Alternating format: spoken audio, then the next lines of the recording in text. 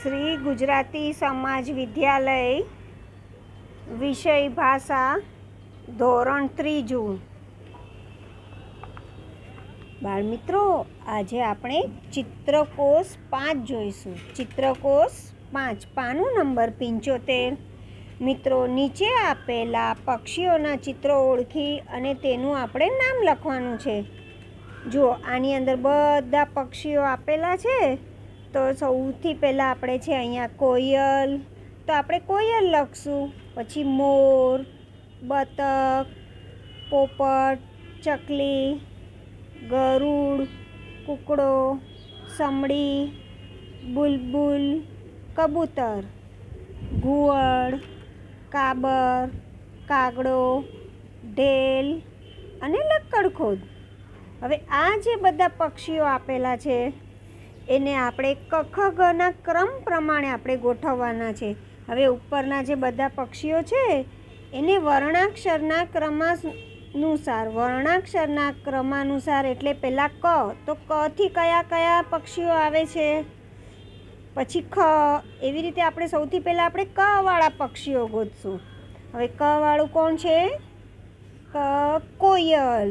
એટલે સૌથી પહેલાં આપણે લખશું કોયલ. પછી ક વાળું કોણ છે? કબૂતર. કૂકડો. બધા જેટલા આપણને ક વાળા છે ને, કાબર, કાગડો, જે આપણને મળે ક વાળા, સૌથી પહેલાં કબૂતર, કાબર, કાગડો, કૂકડો, કોયલ, એટલે ક વાળા આપણે પહેલાં લખી નાખ્યા. પછી ખ વાળું કોઈ નથી, એટલે હવે છે ગ. તો ગ ઉપરથી કોણ છે? ગરુડ. એટલે આપણે ગ પરથી લખશું ગરુડ. પછી ઘ ઉપરથી છે ઘુવડ. ઘ પરથી છે ઘુવડ, એટલે આપણે લખશું ઘુવડ. હવે છે ઘ પછી શું આવે? ચ. તો ચ પરથી છે ચકલી, એટલે આપણે લખશું ચકલી. ચ પછી છ, જ, ટ, ઠ. હવે ઢ પરથી ઢેલ છે. જો ઢેલ, એટલે આપણે લખશું ઢેલ.